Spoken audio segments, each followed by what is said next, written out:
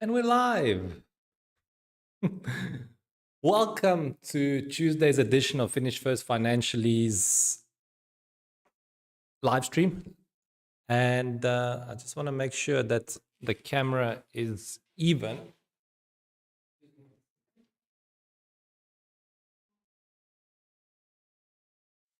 Yeah, that should be a lot better. The camera was tilted a bit to the right. All right, welcome. Yesterday, I spoke about what keeps you broke, and I really went into some detail about cars, how cars keep people broke, and fascination with them, and how much money we spend on vehicles. It's just crazy. At one stage, I was spending 30% of my income on a car that eventually ended up getting repossessed. It was like I had a couple months to pay off. After paying off more than 4 years of this vehicle finance, ran into financial problems, couldn't pay any more installments, and the car got repossessed. So, car for me, yeah, the way I feel about it is if I'm going to have a car, I'm going to buy it with cash. That's the first thing. And second thing is it's only going to be 1% of my net worth because it's a liability. And then I also spoke about credit cards, debt. That's another big thing that's holding people back. They put everything on their credit cards. They don't even think about the repercussions later. They just look at the short-term solution that they get from credit cards. They get some kind of a relief. They're able to buy time when they put stuff on their credit card, but then later it catches up to them because they have to make those payments with interest. That's usually more than 20%. So I read an article on finishfirstfinancially.com. Obviously, nothing I say is financial or investment advice. This is purely for entertainment purposes. And I read the article, What Keeps You Broke? And obviously, I read up until read the car parts, read the credit card part, and then we got to the last part, which was student loans. And then that's where the live stream ended. So I really wanted to talk about that today. And again, I was late. I was late because I was busy with my vending machines, and I just got sidetracked. Completely forgot that the live stream was supposed to be at 7 a.m. I'm still kind of getting into this routine of doing it at 7 a.m. I mean, sometimes I have to remember that I've got a live stream because it's so new. And so I started at 8 a.m. today, Eastern Standard Time, as opposed to 7. It will always be 7 a.m. Eastern Standard Time, Monday to Friday. And I wanted to talk about student loans, which is the third factor that is keeping people broke. And, whether it's student loans, whether it's vehicle finance or credit cards, we have this perception, a lot of us, people that are struggling financially, think that it's normal to be in debt. It's just like a perpetual cycle of debt. And it's not normal to be in debt. What really feels great, I know when I paid off my debts, the last one was my personal loan, which was the biggest one. And I just felt strange. It's like, I'm not getting phone calls anymore from lawyers. There's no interest being added at the end of the month. That money that's coming in is staying there. It was strange because I'd gotten so used to for many years of just the money coming in and money going out. That was like the same process month after month, year after year. So when the money kept staying, when it stayed in my account, I was kind of felt a bit strange. This was something new.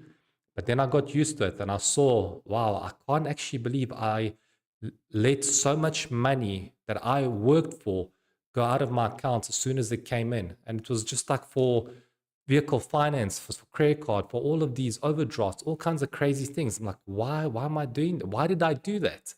But when you're in that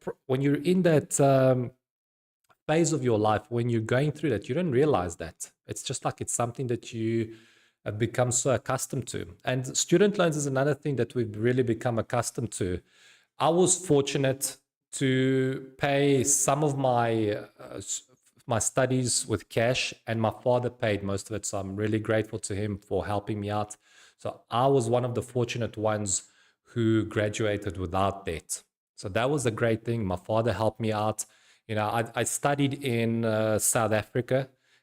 Completed my first degree in 2007. Graduation was 2008. And I mean, back then, I think my studies was something like $4,000 a year, which is much, much less than what people are paying in the States and other places around the world. And I went to one of the top universities in South Africa. It's also rated high globally. So it wasn't just any university, but I was fortunate to receive an education from a good university at an affordable price. But some people are paying 10, 15, $40,000. I've heard crazy amounts for annually tuition. And we've got it into our heads that it's just, this is what I need to do in order to progress in life. And in some cases, you have to get a degree. If you want to be a doctor, you have to get a degree. If you want to be a specific lawyer, well, then you kind of have to get a degree. But even in those cases, there are ways to get that degree without graduating with student loans. And I'm not talking about a bursary or anything like that. I'm talking about if you have to pay everything yourself. And this is, if you can graduate without debt, then you are going to be 10 steps ahead of your peers. And one of the things that I found that could work for a lot of people is finding a mentor, getting a full-time job before you eventually embark on full-time studies. So let's talk about saving up money yourself to pay for tuition. If you graduate high school at 18 or 19, and before you go to varsity, you work full-time for 3 years while living with your parents. So you basically don't really have any living costs except maybe food when you go out and this and that. But you're not going to be paying rent. You hopefully don't have any credit card debt or any other debt. So that income is coming to you and you're keeping it. And let's say because you don't have a degree, you are making $3,000 a month, which I think is reasonable. There are definitely jobs where you don't need experience, where you come in and you show that you're determined to work, and they will pay you at the very minimum $3,000 per month if you live in the States, if you work and live in the States. And several other places, like Canada, Australia, the UK, you can expect that kind of salary in those first world countries as a graduate. There definitely are jobs. You might not like those jobs, but those jobs do exist. So what I suggest is living with your parents for 3 years while working full-time after you've graduated, earning at least $3,000 a month that you're putting away every single month. So let's say you dedicate only $2,500 to your student loans. You spend $500 every single month. And you do that for 12 months, 2,500 times about 12, times about 3 years. And there's your studies completely covered. That's how you're going to pay for your varsity tuition without taking out a student loan. That's what you're going to do if you really want to do this. So $2,500, $30,000 a month, I believe, if my math is correct, times that by 3, you've got $90,000. And remember, if you put this into a high yield savings account, it's earning you interest, compound interest throughout those 3 years. So the chances are likely that you're going to have more than $90,000 by putting away $2,500 every single month for 3 years. You're probably going to cover more than your tuition and still have money while you're a student and possibly even after you graduate. So not only are you going to graduate debt-free, you're going to have money after that. That's one solution. I think it's a good solution. And remember, you only have to do this for 3 years. That's it, 3 years where you're working full time before you start. So that means you're going to start varsity at 21, 22 maybe. So what? And you complete it by 25, 24, 25. So by the time you're 25, you're going to have a degree. You're going to graduate debt-free, and you're going to have 3 years experience that you worked at this job before you started studying. Plus, you're going to have money that you should have leftover money after you've paid all of your tuition. And now your friends, your peers that went into studies immediately after graduating high school, they don't have the money to pay for the tuition. They don't have the work experience that you got working for 3 years. And they don't have, probably not going to have money after they've graduated. They're going to graduate with debt, which they're going to pay off for the next 10 years.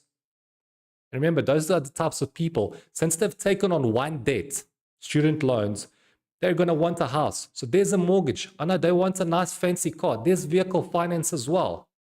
This is how they think. So they're just going to add more and more debt while you're going to graduate debt-free, with money, with 3 years work experience, and with the mentality that you can get what you want without borrowing money. That's what you're going to get. And I think that's a path worth exploring. Sure, you're going to graduate 3 years later than your high school buddies, but you're going to graduate without having to pay off a loan for the next 10 years. While you're busy accumulating your savings even more and you've gotten into investments, your peers are bogged down with debt. Even if it's just that student loan, that is killing them. They have to pay that off for the next 10 years while you're up there looking to invest your money into something so that it grows even more. They just want to get back to zero. Just think about that. Think about how much further you are in life than them, just because you chose a slightly different route. And the thing is, it's not like it puts you back 3 years.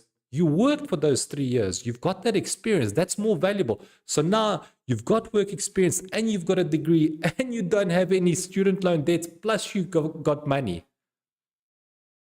What more do you want? I think that's a great spot to be in. That's definitely one of the options that you could explore, that I 100% would have done had somebody told me this. Had somebody with some sense have spoken to me like this, and had I been a bit smarter than what I was at 18, 19, I would have taken this route, because I would have paid for all of my studies and I would have graduated. Well, I was fortunate to graduate without debt anyway, but I would have had money on top of that and work experience.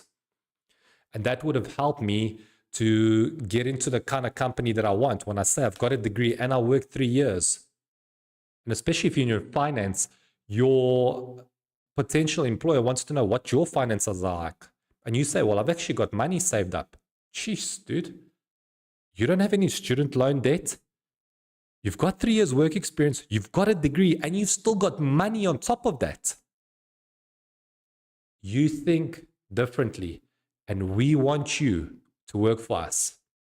That's what an employer is going to think when they look at a person like you and the path that you chose to take, not to go into student loan debt, to work 3 years so that you pay for your tuition, and to have money after you've graduated. I think that is worth exploring. I really think so. I think that's going to be of great value to you. And you're going to feel different. That's what it is. This path is going to show you how to be independent, how to figure out solutions to your problems. because you're no longer looking to your parents, to the bank for support, for help. You're looking to yourself to help yourself. And that's the best resource that you could possibly get, believe me. When you start asking yourself the question, how can I solve this? Your brain will kind of give you bits and pieces, and then you're going to put all of that together, and then you're going to go down that path towards that solution. That's what it is. That's the type of person that you're going to become if the chances are that you're going to become that type of person if you try this route. The other way, let's say you want to be a teacher, an accountant, a mechanic, but you don't have money to study that. How do you get into that field where you could potentially get an education, maybe even paid education, and maybe even be paid while you're getting that education? Well, the one way that I found to be a very, very valuable way is to get a mentor within the field that you want to work. So let's say you want to be an electrician, as an example. If I was in that situation, I would go as an 18, 19-year-old, whatever it is, at whatever stage you are, but it's much easier when you're 18, 19 and you're still living with your parents so that you don't have all these living expenses. I would proposition a master electrician. I want to learn from the best. And I would say to them, excuse me, I would say to them, I am serious about learning how to be an electrician, and I would like you to teach me. In exchange, I will offer you my services for free for 3 months, for 6 months, whatever it is that you decide. I will help you in field. I will be there with you. You guiding me, telling me what to do. I will work for you for free for 3 months to prove myself that I'm of value to you. And through that practical work, I'm going to get value from you. And I'm going to learn from the best on how to become an electrician. So I'm going to have practical experience, on the job experience, which is, believe me, 10 times better than what the books are going to teach you. You don't learn how to swim by reading a book. You jump into the pool. And that applies to accounting, that applies to engineering, to being a doctor, whatever it is. You need to be actually hands-on doing this thing. And if you proposition a mentor and you prove yourself, even if you know absolutely nothing, remember, everybody is looking for a dedicated, loyal, hardworking person. And if that's what you provide, especially because you're offering it for free, I don't see who wouldn't want to accept that. Because they're going to get value from you. They're going to get your help while you busy learn what they're doing, what they know, what took them many, many years to discover. You're actually going to have a shortcut to get to that. They're going to show you what these problems are that you could encounter, which would take you probably months and years to come across, to figure out. You're going to have a shortcut and you're going to learn so much and you're going to establish friendships. And after 3 months or 6 months, whatever your agreement is, you say to them, if I prove myself during the trial period, after that, I would like to arrange a payment, some kind of remuneration for my services. I've worked for free for 3 months. I've given you value. I now feel that it's time that I got paid. And through that work, not only do you get experience, you're going to be paid for your services eventually, which you could use to save up and open up your own business. Or if you really want to take your studies further, then you're going to use that money that you earned to pay for your tuition, and you're going to graduate debt free. And so once again, even that route, you're going to have practical experience. You're going to be paid for learning exactly what it is that you want to do. And you're going to have that money to dedicate to your studies and possibly even have leftover money after you graduate. So I think those are fantastic options to explore. Those are two definitely great ways of studying while financing your own studies, graduating debt free, and possibly even having money after you graduate. I think that might be worth something to look into. You know, it's up to you, obviously. I just think that's this whole notion that you have to go to start studying immediately afterwards. It's a bit flawed because in many cases you have to go into debt in order to finance your tuition, which is very expensive. It's expensive everywhere around the world, but especially in first world countries. So that's what I've got for you today. Tomorrow we'll look at another topic, personal finance topic. If you want to get more information, finishfirstfinancially.com. On there is my personal finance book called From Homeless to Debtless with Savings. You can also book a consultation with me. It's private, one-on-one. You can read blogs about different types of personal finance topics. Everything is there. finishfirstfinancially.com.